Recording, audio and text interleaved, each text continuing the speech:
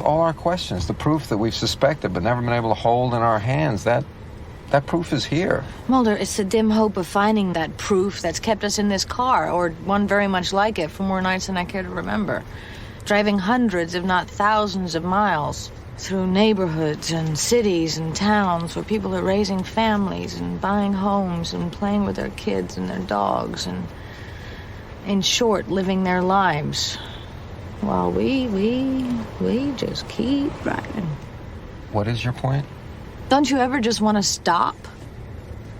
Get out of the damn car? Settle down and live something approaching a normal life? This is a normal life.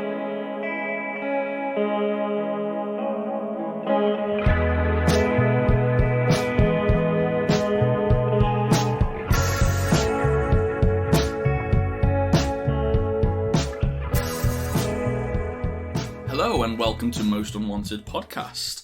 I'm Chex, joined as ever by Luke. Luke, how you doing today? I'm not too bad. I'm in my shorts. It's kind of warm. Not too bad. It's not too bad. I wish I had more shorts, to be honest. I'm in my jeans, but I've got a pair of shorts if you want to. We could have a little dress podcast where we style out. Does that work in a podcast form? Maybe because there Probably are not. fashion shows. Maybe an audio fashion show where I would come out in an outfit and you would have to describe it to the mic. That sounds terrible. No, it doesn't. That sounds innovative. Every idea that's worth doing sounds terrible at the beginning, and then it ends up being. I bet you people laughed at Zuckerberg when he mentioned Facebook. I mean, have you watched The Social Network? I think everyone was like, "That's a good idea," and then they were just stealing it off each other, weren't they? So you're saying yes to this fashion podcast? All right, then yeah, let's do it. I love it. I'm terrible with describing colours. Red. He's wearing a red shirt. Yeah, you have to get a little bit more descriptive than that. He's wearing a red shirt with black trousers. Start getting my swatches out from B&Q. It's a maroon red. Yeah. Anyway, you know what? Let us know. Let us know whether you'd like. What would we be called if it was a fashion podcast? The most. I'm trying to think of a pun. Most undressed. Nah, that's too easy. Too easy. I was trying to think of most somewhat to do with a vest. Unvested. This I think workshopping in the intro that title. it's for a different podcast. Yeah. We've kind of worn this joke out. Yeah, worn. Worn. Let's get into the show now because that's the best joke we're going to have in the intro.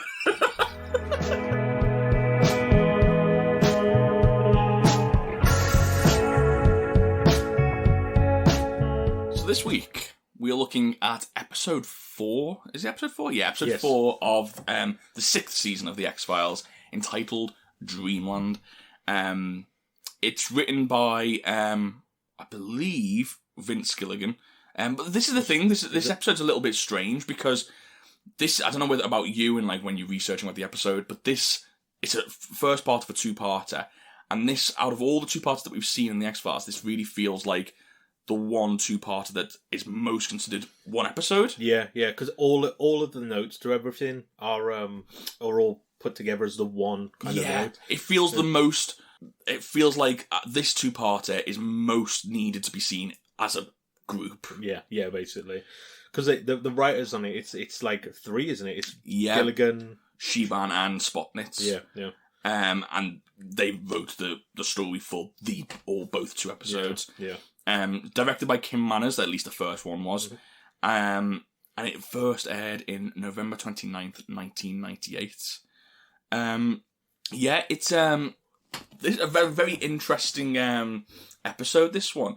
First of all, I wanted to ask, what do you think about having a two-parter episode this early in the season? It didn't bother me too much because I think you kind of need to have two parters throughout a 20, what is it, 22, 23? I think it's 22 this season, yeah. So I think you need these two parters to bleed over, because otherwise the shoots become expensive, I would imagine. In a production standpoint, if you're just doing 22 separate different shoots, with this one you can kind of cross over. Yeah. It makes more sense to do it like this if you're a TV producer anyway.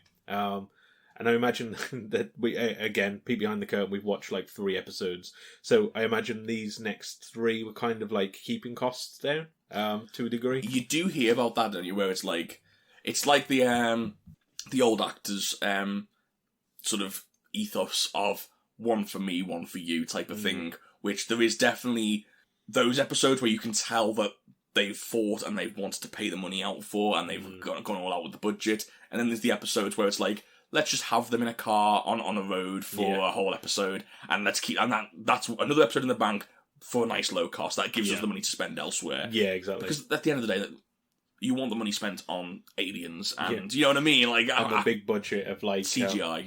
Yeah. There's some effects in this where I thought, oh, that's probably expensive. Yeah. But also it kind of plays off that it's 2 episodes that they're doing the budget for this. Yeah. So, but I mean, we'll get to that when we get to it. Well, we'll get into the plot now. So basically, we see Mulder and Scully heading to Area 51. That's where we start off. Yeah. And it's all because the funny thing is, we've literally seen in the last few episodes them being asked not to carry on with the X-Files and not to follow up tips, not to travel unnecessarily, and then straight away they're in Nevada. You know what I mean? They just constantly are going against these directives. Yeah, and it's not like just a one-off either. Like, it's almost every episode now where they're really building up to this big collision with the directors of the FBI, I think. Yeah. I think we're getting closer to that sort of in the middle of the series, maybe, of this like butting heads and I think you're spot on. I think it is going to happen sooner than we think. Yeah, it's not. I don't think it's building up to a finale of the season thing. No. They're driving away. Mulder mentions that he's got a source that he wants to check out, and he does mention all the things about Area 51 about how it's this site where they've test aircrafts and no one knows. It's a top secret facility. I do like this scene as well as they're driving up there because they're having this conversation.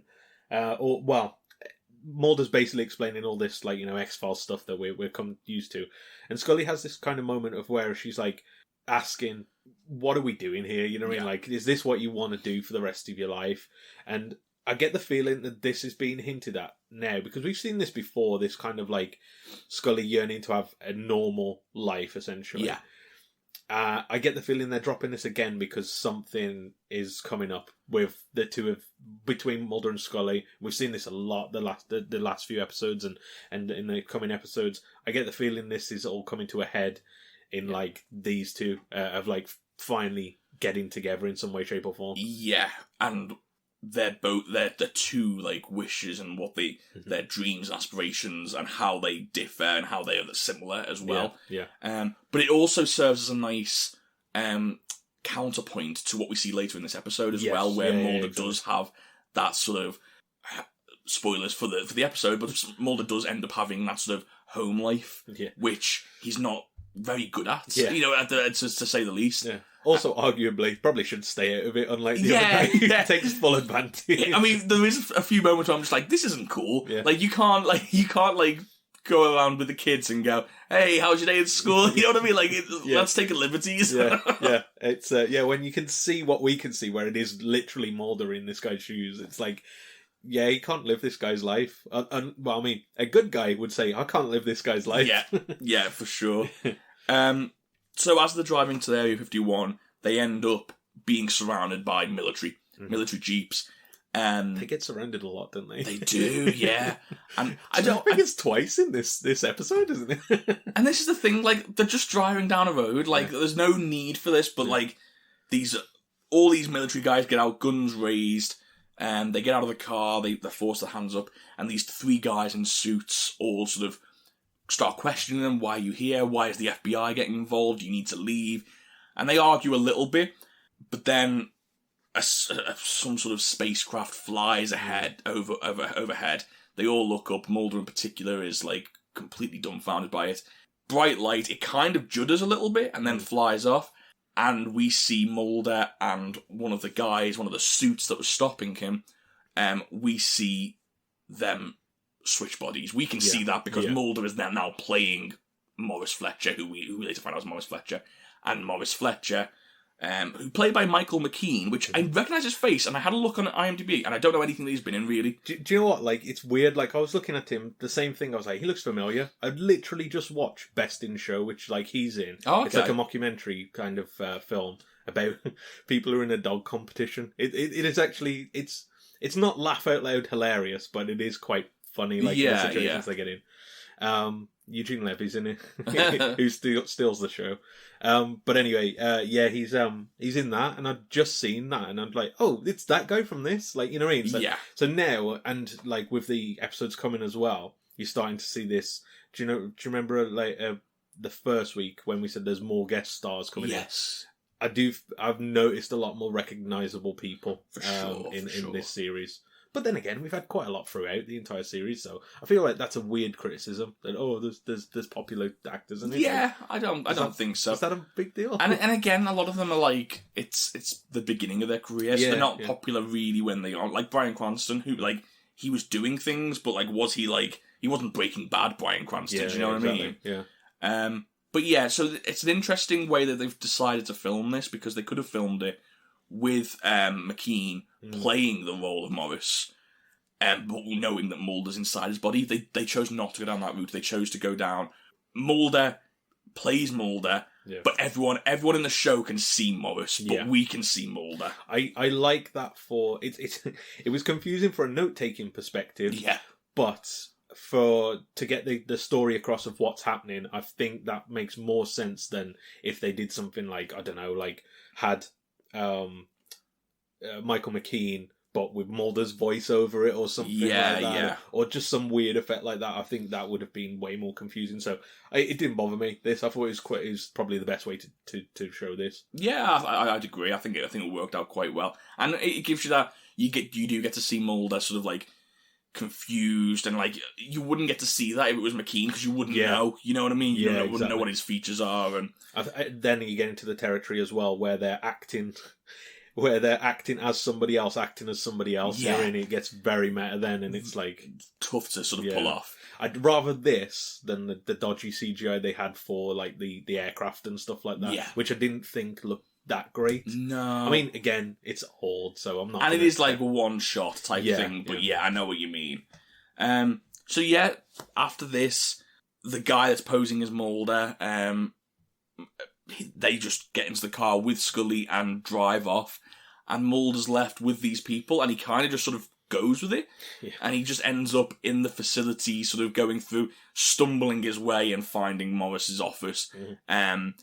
But and he's with the people, and even like they're all sort of talking to him about what's going on, and like he's just managing to stumble his way through it. Like I know there's a particular scene where like one of them asks, "Why did you let them go?" And he was like, "Oh," and then the other guy was like, "Well, I know what Morris was thinking. Morris was thinking we don't let them, we don't bag two FBI agents because the questions will be asked. So that's a good work, Morris." But it's like Mulder wasn't in control at any point. He was just sort of going with it. And I mean, that's the theme of this entire like two-parter, isn't it? Because this happens like throughout. Is Mulder's basically bumbling his way through to solving this problem. I think one of the things that surprised me, and again, this is spoilers for next episode of Most Unwanted, but one of the things that really surprised me was the other motivation. So with Morris, once we basically find out later in the two-parter that he didn't plan this. This wasn't something that he knew was going to happen. Yeah, exactly. He moved into a body, and in a split-second decision, realised he hated his life that much that this was better. Yeah. And he just decided to go with it, which is insane when you think about it. Like, at the start of this episode, I thought maybe he's planned this, and maybe this is his way of getting into the FBI and infiltrating. No. It was just complete accident. Yeah.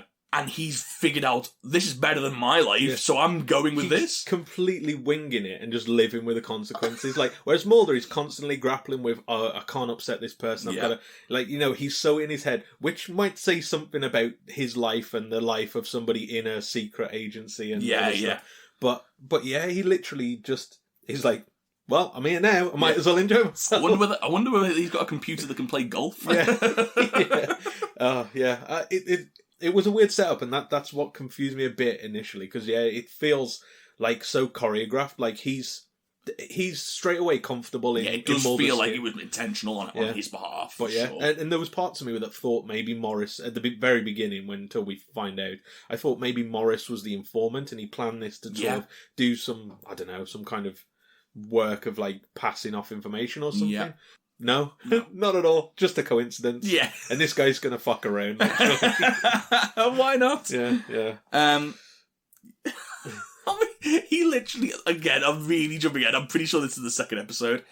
He literally sleeps with someone from the FBI. How awkward is this for Mulder when he gets back? Actually, did any of it happen though, thinking about it?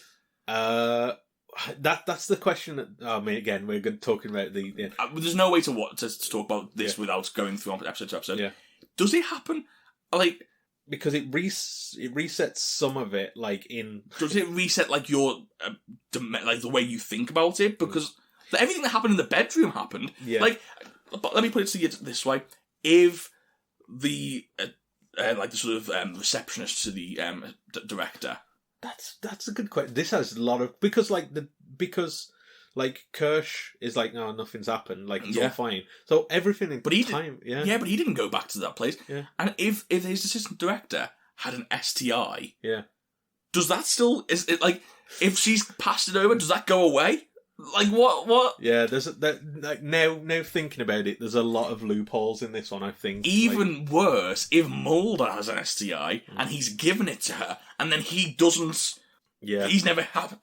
Does she still have it? There's a lot of questions here. This is the problem with time travel stuff. And as soon as you do it really does like crack open everything. But I again, we're sort of talking about the ending there, but. Yeah, there's a lot of things. Maybe we talk about it more in the next episode about trying to figure out what the point is. Yeah, let's leave all the the STI talk to I like how that's the thing that you went to straight away. What if he had the STI? Didn't even think of that. Tune in next week. Yeah. We gotta leave the audience on the hook. Tune in next week, and we'll get to the STI talk then.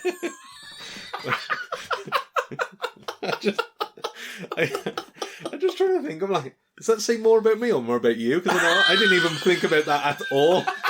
Like, that's all I was thinking about. Careless, that's me. Throughout the entirety of these 2-part episodes, from the moment that spacecraft went up, I was like, what happens with anyone who's got an STI? Yeah. Like, there's so many people involved here. One of them's got to have an STI. I guess so, yeah. Let's just take a moment to think about that. Think about that. That's an angle that I never thought we would discuss. But hey, I thought this episode was going to be without controversy. There you go. So what do we have? We'll run through some of these scenes a little bit quick. We've got back at the sort of Area 51 base. Mm-hmm. Mulder's again bumbling his way through, manages to find his way to the office, gets a phone call from Morris's wife, just slagging him off, basically, telling him that he's worked late again and he should bring home milk and stuff like that. Basically, again, because I thought this was like intentional, I didn't really pick up on it, but I suppose looking back on it, it's giving you an idea of why Morris just left, I suppose. Yeah, he thought, he could not believe his luck, I suppose, at this point. Which, I mean, again, I don't think it's anything to do with his family life. I feel like he's fucked his family, or he's not nurtured his family properly, and now he's like, oh, I can't be bothered dealing with this. Cannot be bothered. I do like how it just shows like that human side of like, because we see the Men in Black as, or like, you know, like the this government agency as the enemy to the X-Files, and now we're seeing like just a guy who's like just living his normal life, getting like, you know, into arguments with his wife. These kids hate him, you know what I mean? It's like, oh, he's just living quite a normal life, really.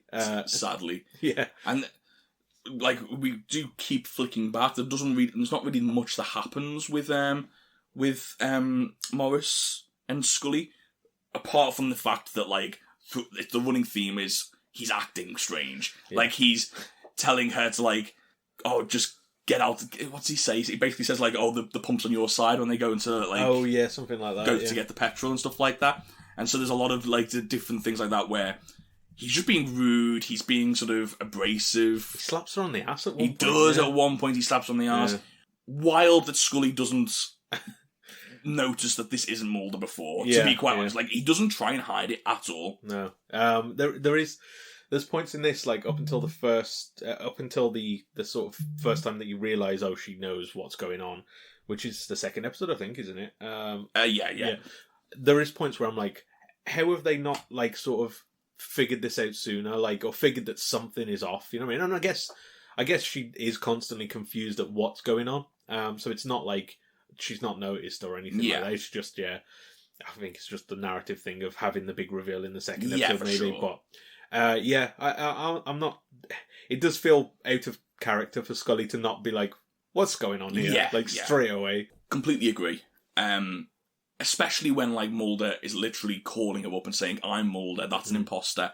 I'm not saying she would believe that straight away, but then seeing how, like, who she thinks is Mulder is acting, surely there would be something where she goes, hang on, this doesn't make a lot of sense because this isn't Mulder. But also, as well, to sort of play devil's advocate and sort of defend their way of doing it, we're seeing Morris do this to Scully, like literally on the screen we're seeing that, whereas in their universe it's Mulder who's doing that. It's a lot less obvious. But you are spot on. Yeah, good point. So I wonder if that maybe plays into it, but again, still it's weird behaviour. It is a little bit. We also see Mulder sort of trying to acclimatise to Morris's life, and he ends up going back. He goes back to the family home. He decides not to jump into bed with his wife. He instead just watches porn and just... Classic Mulder. Again, wild. And I keep saying wild, but like some of the decisions in this episode, it's like he knows that there's kids and like the wife upstairs of a stranger's house. I don't see a world in which you sit down on a sofa and decide to just watch porn all night. Yeah, I don't know. Maybe just stick normal telly on. Yeah, I don't know. Yeah, like it's got to be anything else on it. But it's Mulder. That's what he does. It does. We've literally seen his spare cupboard now. So you know, really. He gets woken up by Joanne, Morris's wife. He's mumbling Scully's name as he wakes up, which is never good. And there's this running theme throughout where she thinks he's cheating. Yeah. It's very difficult to sort of recap this because she thinks Morris is cheating on her, but Morris is actually Mulder. Yeah. I do like the one bit where he's like, "This is not a marriage. It's a farce." What? You're not attracted to me anymore. I disgust you, don't I? No, it's not that you're disgusting. It's just that... It's just that you don't want to ever make love to me ever again, that's all. That and you mumble something about Scully in your sleep. Who is Scully, Morris? Is it another woman? Does Scully sound like a woman's name to you? It's true. Yeah, I suppose. We get this running theme now where we actually follow the investigation. And so Mulder unwittingly has become a part of the Area 51 investigation into these phenomenon that's happening. One of which is a crash, we assume it's from the ship the night before. Yeah. And that is crashed. The two of the pilots have gone missing. One of them we find fused into a rock, which was I thought great stylistically. I thought it looked really good. This is where this episode, like the CGI and the practical effects are like a million miles apart. So, because the practical effects in this and the next episode, and like just the physical effects of like the gas station that we see later, it's really good. Yeah, like there's a lot of good prosthetics and like effects and stuff like that. And I thought, and it just looks horrifying. Like it's a nasty way to go. Well, this guy's like literally like struggling to breathe as he's like sticking his head and arm sticking out of this rock. Yeah. They later find the other pilot, but they've figured out that they've switched bodies as well. It's actually so as they sort of go and have a look at these pilots who they've sort of kept in these cells, the pilot is a Native American woman that lived sort of 30 miles away, and the Native American woman is now the pilot. Yeah. So it's like you get like this weird sort of shock of like seeing like this sort of quite an old Native American woman, and when they speak to her, stands to attention, gives the full army spiel. Yeah. Again, I thought very effective. Yeah. Because they literally, it was so out of character that it did sort of jar you and sort of shock you into going, oh yeah, like this is really strange, and seeing it for the first time, really interesting. Yeah. I'll talk more about the Native American woman in the next episode, but I like her character. Yeah, later on. I'll explain when we get to the scenes next episode, but yeah. So what else are we missing? I know Mulder's in contact with Scully throughout this.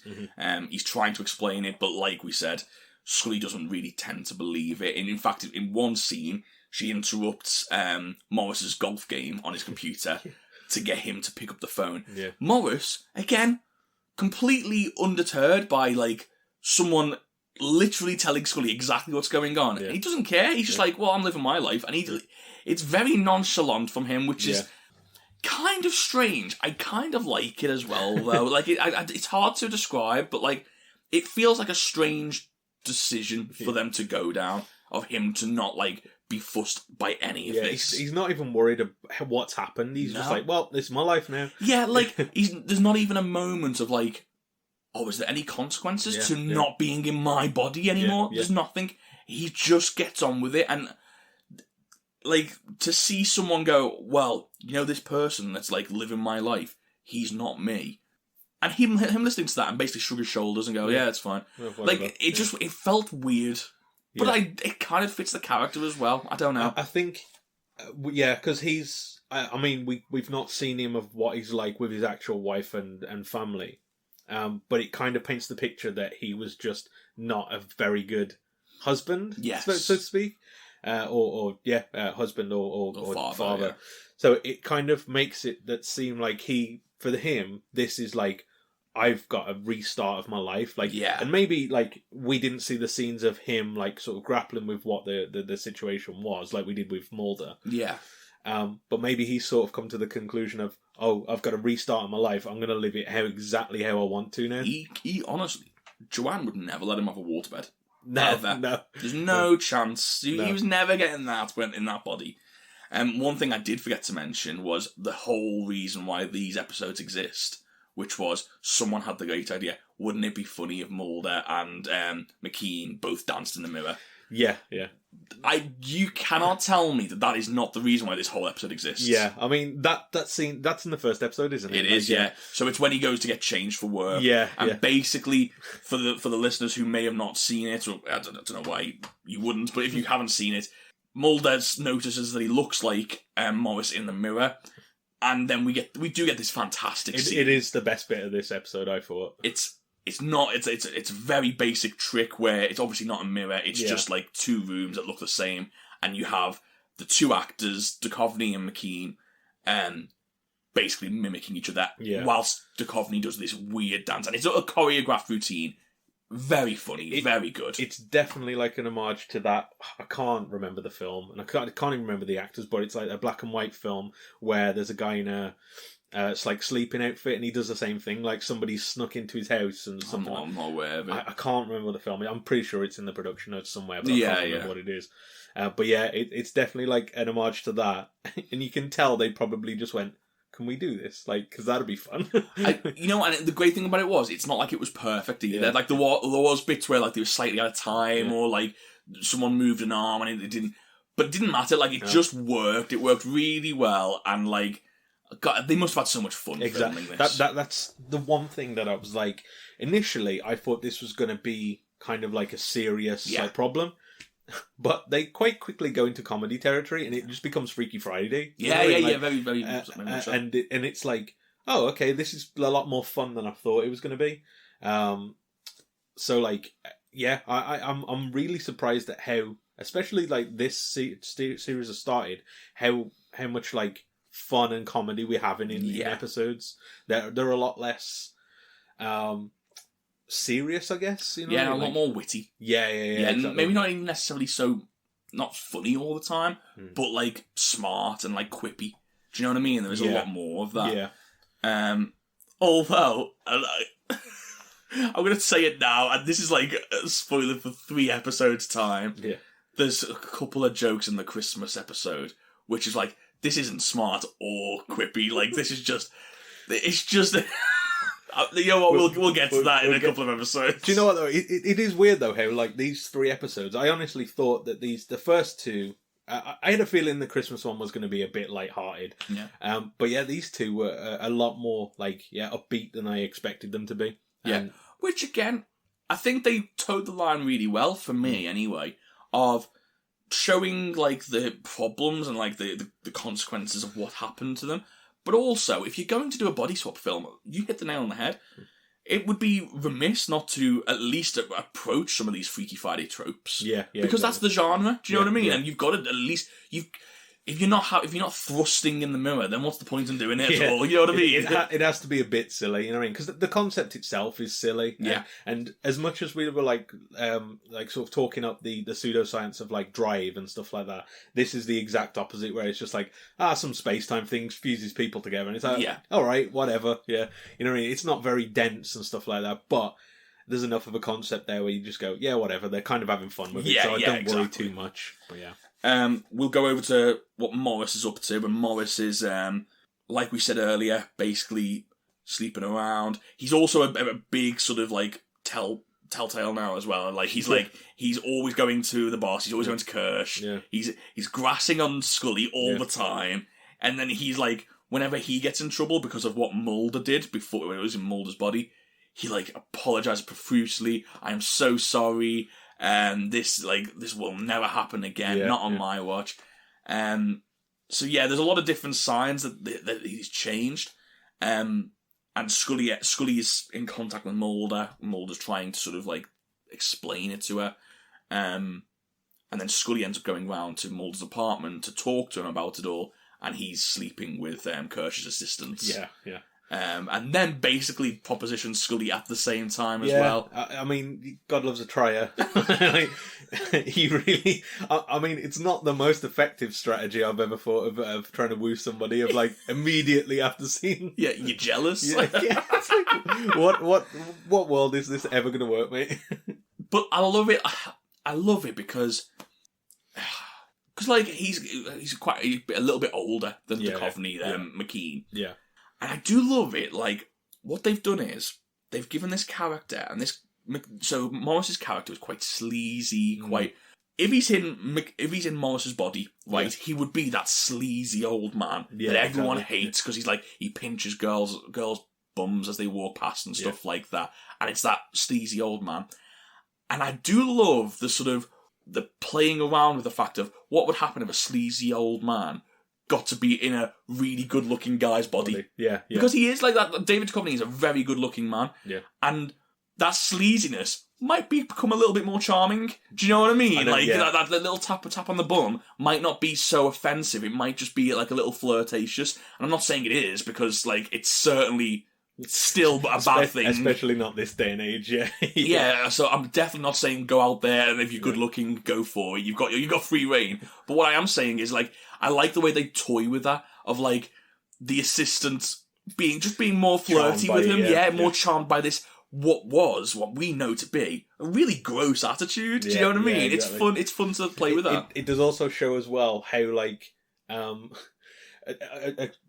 taking aside the like exterior of Mulder, he's kind of nerdy. You know what I mean? Like his best friends are like people who are like obsessed with conspiracies. He's constantly job focused. He doesn't really care about other people, and like I said, he's obsessed with like watching like nudie films and stuff like that. Exactly. Literally doesn't have a bedroom. Literally doesn't have a bedroom. This seems to, and again, I'm going off topic a little bit again, but this seems to be a point that they keep on driving home throughout the beginning of this season. And I don't know whether you picked up on it. They are really, really hitting you over the head with the fact that this is all Mulder has. Yeah. Like, they in every episode, we've watched the first 6 episodes, and in every episode, they keep on going on about how, is Mulder happy? Is this enough for Mulder? Yeah. Because if he doesn't have the X-Files, what does he have? He doesn't have anything. Like, the little comments, like in this episode, we'll try and stick to this episode for the most part, but in this episode, Morris mentions that, like, this guy hasn't got laid for 10 years because he literally doesn't have a bed. Yeah. You know what I mean? Like, exactly. this is his entire life is his work and his apartment, and the only respite he gets is 10 minutes with a porn magazine. Do you know what I mean? Yeah, exactly. It's basically showing what his character is, like, stripped of everything, I suppose. Yeah. So we've, as I say, we get all that. Scully starts to sort of, I think she starts to figure out, but she's never really truly convinced throughout any of this that they've switched bodies. But she decides to investigate. She does suspect it enough to start investigating on her own. And she goes back down to Area 51, stops off. Oh, we didn't mention the gas station as well. Yeah. There is a moment with the gas station where, I like Mulder goes in as Morris and then pays for something. The gas station ends up just blowing up, basically. And we see the pennies that he used to pay for he left on the counter have been melded together. Yeah. And the gas station attendant, who was rude anyway, he probably deserved what he got. Well, it's harsh punishment, Jesus. He was very rude to Mulder. Yeah. But he's basically I don't even know what really happened to him. He lost all his limbs, didn't he? It, from what I can gather, is this wave or whatever it is that caused them to switch bodies, fuses people in. I think they talk about it you move displaces. You move through time, space time. Yeah, so it can mean you swap souls to an extent, but it can also mean you physically can merge with, or not even merge. You just literally occupy the same space as something else, and if something else happens to be there, well, then you just merge into one thing. This is what happens. He looks like he's just sort of fell into the floor, essentially, and he's just stuck there. And there's no real rhyme or reason as to why this gas station, it just sort of happens, really. It just starts shaking, which, to be honest, I really enjoyed this scene, because you could tell that, they'd set up this gas station, they built it, and then it's on, these, earthquake kind of simulating things, and it's just, it's a lot of effort to go to, because it's kind of all of the stuff in the shops there, and it's doing this earthquake thing. Then you see the effect of it after the fusion stuff, and then to top it all off, to cover up what's happened, the FBI blow it up. Yeah. Or not FBI, the Men Area in Black. 51, they blow it up, so you get this cool scene of the earthquake stuff, then the physical, the practical effects of him being fused into the floor, and then this big pyro as well. Yeah, so it's that's quite the physical effects here are really, really good. I was really impressed with this scene as a whole. I thought the physical effects throughout was really great. You had an inkling, you had the lizard that his head was in a rock and stuff like that. So you did have this sort of inkling of where they were going with it. There's a moment in the second episode which is genuinely horrifying. The second it started, I was like, uh-oh. I knew exactly what was going to happen. Genuinely horrifying. And I thought the practical effects were great. Really they really worked. But you start to get the inkling in this now of what's going on, this sort of time displacement, and they don't really go into it until the second episode of starting explaining what's going on, but you get the idea. To be honest, they don't really go into too much depth even after that. I found they kind of just say, "Oh, it was this is what caused it," and exactly. All the I'm really worried we're not going to have anything to talk about for next week's episode. Just recap it all. Yeah, we'll recap it all. But the lone gunman in the second episode literally say, "Oh, well, how does this happen?" And Morris goes, confidential, as he taps his nose. It's okay, you're not going to tell us anything, that's fine. But all we need to know is time displacement. I know you kind of get the drift of it, it's fine. They give you enough. But Scully later does come along and find these, merged pennies. Yeah. Which are a really cool little totem. I like that as an episode. I reckon that would be a cool little bit of memorabilia as well to have those. To actually have, But she ends up going to Fletcher's house, which, much to the annoyance of Fletcher's actual wife. But Mulder keeps trying to sort of explain to her what's going on, and just doesn't do enough to Scully. And it keeps on saying, he goes through, oh, I know this is your brother, I know this is your father. He goes to say a badge name and doesn't know it, so that doesn't help things. But he manages to he thinks he's got it by saying, I can get you scientific proof, and that's what you want. But unfortunately for him, she basically doesn't believe it enough to go against what she believes. See, this is again another point where I was this could have been. I'm trying to come up with plot holes here, and I'm not tearing the episode apart because I did enjoy it. But why didn't he talk about a classified X-file that nobody else would have had access to? He definitely wouldn't. Morris wouldn't. They were all burnt up. So you can't look at them now.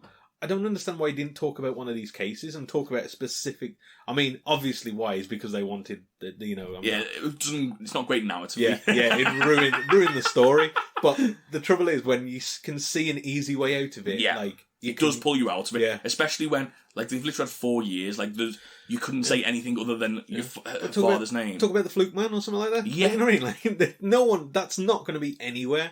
And the whole point, the brilliant thing is, like, she goes, "Oh, well, this is something you could have read out of any report."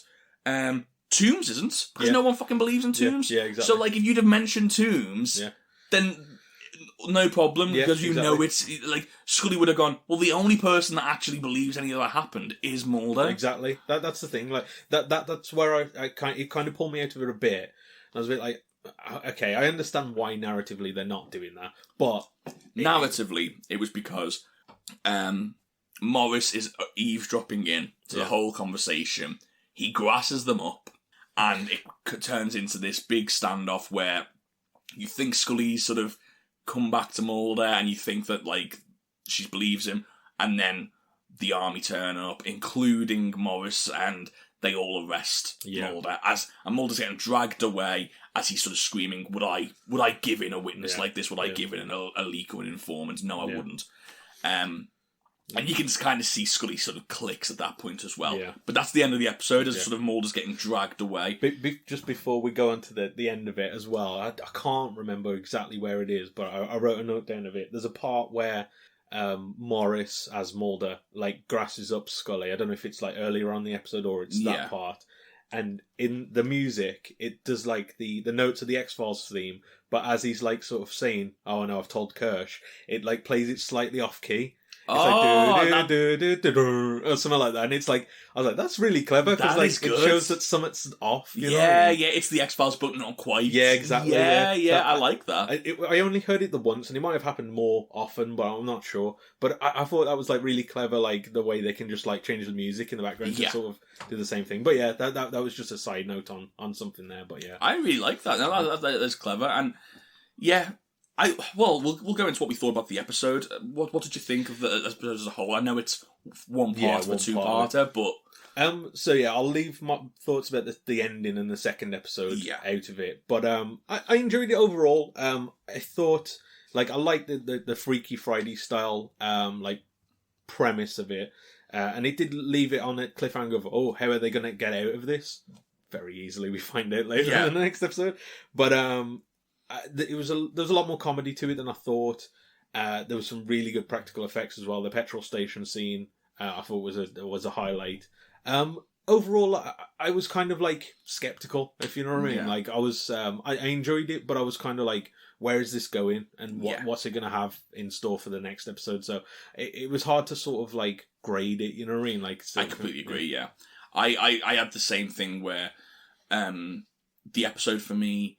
I enjoyed the episode more after watching the second. Yeah. I think as a whole they work a lot. Yeah. I think, you know what? For me, it really, McKean's performance in the second episode really brought it back up. Yeah, because I really enjoyed seeing like McKean struggle and Morris struggle with it and how that affects him. I thought that was much more interesting than Mulder struggling with it, to be honest.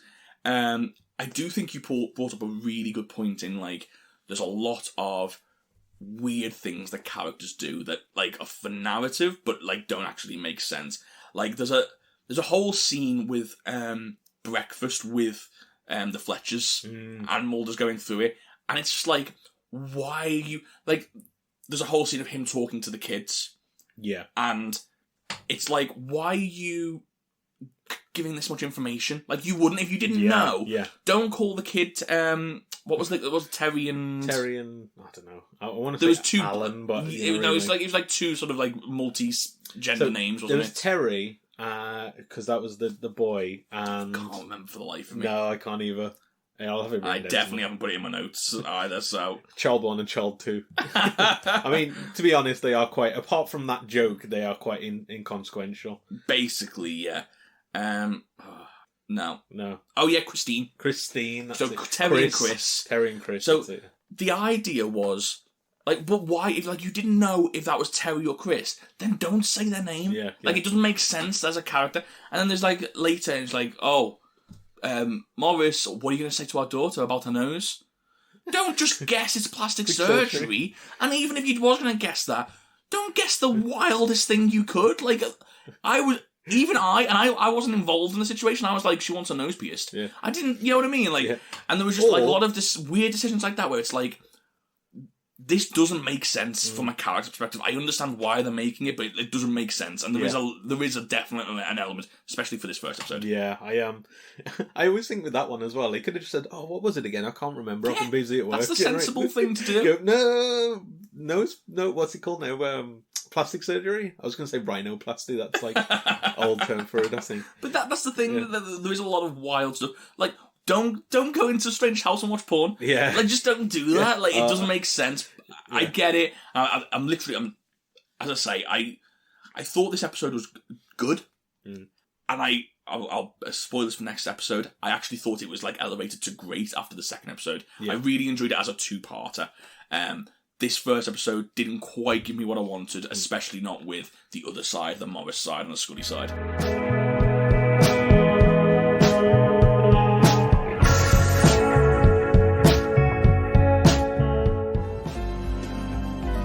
It stinks.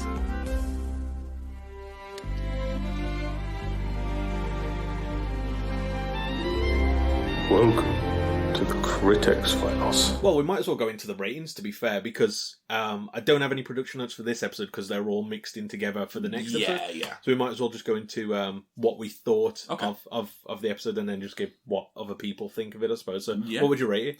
Very tough. This is, and again, how many times have I had this problem? I can't give this one a score based on itself. Do you know what you should do? Have a score for each individually and then an overall... I should. Let's do that then for this one. If I was to give this a score individually, it's going to be a 7, and that feels harsh, but it's going to be a 7. I did the exact same. I gave it a 7, and then was quite shocked when I looked at the IMDb score afterwards, because with IMDb, for 3,672 votes, they gave it a 9.1. Wow. That's incredibly high. But this is the thing. This is what I'm saying. Again, I would probably give this one a 7.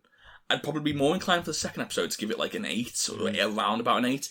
As a 2, an 8.59 doesn't seem... Like, it's better than the sum of its parts. Yeah. Do you know what I mean? And so, like, I do understand that rating, but, like, as an episode in itself, if I'm just taking this, there just wasn't enough context, there wasn't enough consequence to any of it. Yeah. Whereas, like, the second episode provides all of that, all the consequences provided in the second episode. So I get it, but yeah, as an episode as a whole, 7 for me. Yeah.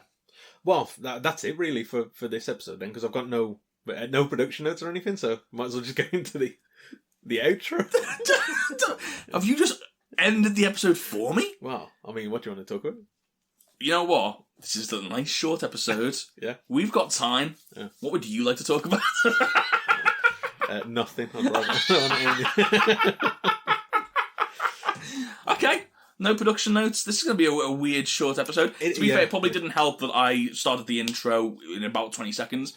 But the next episode, we're going to have 20 minutes of intro and 20 minutes of production notes, so don't you worry. It's going to be bonus. Bonus episodes. I love it. Yeah, we're going to have an extra long episode next week. Probably not. Because the problem is we've spoke about most of this episode. I honestly this worry. Episode. Yeah. I mean, I'm going to go over the scenes, so we still might recap it, but yeah, it's hard to separate it, I suppose. It is really hard. Yeah, maybe I wonder like whether it would be worth trying to sort of incorporate these into one episode, but then there's just too... No one wants to sit down and listen to a 2-hour episode of anything. You know what I mean? Trouble, there's some podcasts out there that I absolutely adore, and I refresh the feed, and it comes up, new podcast, 2 hour 15, and I go, I'm alright, I'll leave it, and I never get back to it because it's just too long in it. I enjoy a nice podcast where I can have like a good hour, and I can just turn off and just like put it on when you're going for a walk or you're travelling, commuting, cooking, you know what I mean? And you can just pop a podcast on. Yeah. No one wants to sort of sit there for 2 hours, I don't think anyway. For a normal podcast, yeah. And that's sort of half the reason why we've sort of cut these down, I think. Yeah. But then again, though, are we a normal podcast? Like, we're superior, really, when you think about it. So maybe we could do it for longer. Maybe people would be up for it. We should really put that to the test and just do a 4-hour podcast or something. Extravaganza. Yeah. We're just going to talk about every episode that we've seen in depth. You know what? I worked out the calendar of like the schedule, and the last episode's very close to Christmas. Wow. 4-hour extravaganza for the last episode. Are you in? Might be busy then. We're going to record Christmas Day. We've got nothing on, have we? Right, yeah, we'll end it there. Thank you for joining us. We will be back next week to discuss the second part of this, Dreamland Part 2. But until then, have a good week.